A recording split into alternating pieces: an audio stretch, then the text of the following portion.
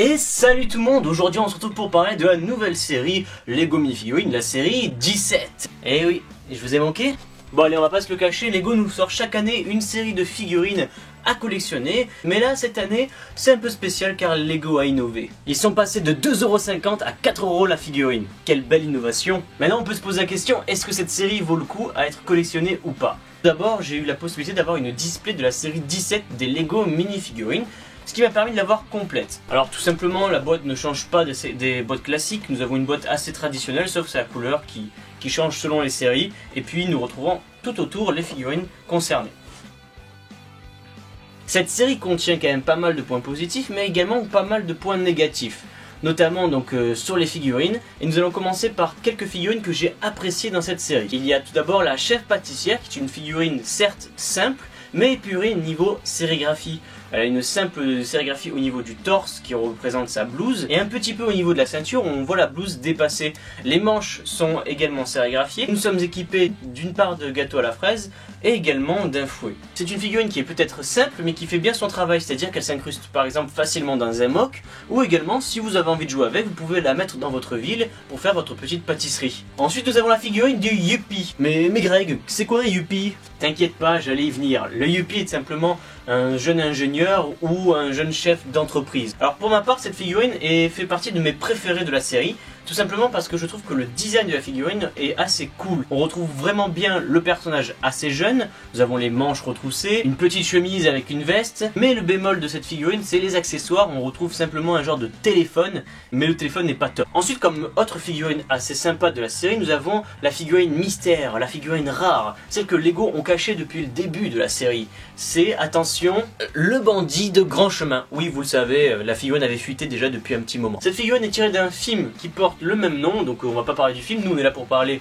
Lego. La figurine est plutôt sympa, elle est équipée de 2 pistolets, d'une cape assez originale, et le design est plutôt réussi. Il rentre facilement dans un mock pirate par exemple, si vous avez fait un bateau, ça rentre super bien dedans. Enfin bref, c'est une figurine pour ma part qui est réussie. Alors je vais rappeler une toute petite chose, les Legos sont généralement utilisés par de jeunes personnes qui permettent de développer leur imagination, de pouvoir jouer avec, mais également de personnes d'âge mûr que eux par contre vont collectionner les figurines. Il faut savoir donc que les Legos n'auront pas la même utilité pour les deux parties. Un côté ça sera au niveau ludique et l'autre côté ça sera plus dans la collection. Bon, fermons la parenthèse, repassons sur les figurines. Pour commencer avec les figurines que je n'apprécie pas, je nomme l'homme en costume de maïs. C'est le genre de figurine que nous retrouvons à chaque série, c'est-à-dire la figurine mascotte, et à la fin ça commence à devenir un petit peu lourd d'utiliser ce genre de figurines. C'est des figurines qui ne servent pas à grand chose, parce qu'en plus si on enlève le moulage, nous n'avons pas grand chose, nous avons un corps unicolore, avec une tête qui est pas terrible. Allez, maintenant on passe pour une de mes figurines favorites.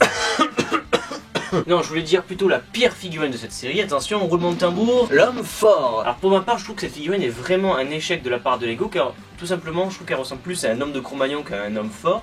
En plus de ça, elle est équipée simplement d'un halter et en plus le design n'est pas top. Et pour les figurines les moins réussies, nous allons passer sur la figurine la moins originale. Et attention, c'est le surfeur professionnel. Pour le coup, c'est vraiment une figurine qui est vraiment pas originale, tout simplement parce que on retrouve beaucoup de styles de surfeurs dans différents sets Lego, donc du coup ça casse un peu l'originalité de la figurine. Il est équipé de la coupe de cheveux de Luke Skywalker dans Star Wars et en plus de ça, la tête de la figurine n'est pas inédite. Après on peut dire quand même que le surf qui est utilisé est plutôt original, le fait que ce soit un requin dessiné dessus c'est plutôt sympa. Alors il est vrai que j'ai pris que 6 figurines dans cette vidéo, mais j'aurais pu en citer d'autres. Par exemple le vendeur de hot dog qui est une figurine vraiment sympa. Il est équipé d'un plateau, d'un hot dog et également d'un gobelet pour pouvoir boire ses sodas. Ou encore le guerrier nain qui au niveau détail est vraiment super, surtout son marteau avec le sanglier dessiné.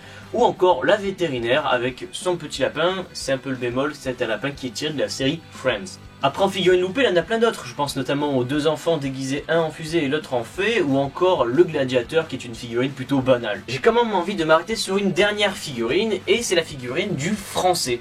Oui, on va analyser cette figurine. Alors, on peut en constater déjà que le français tire...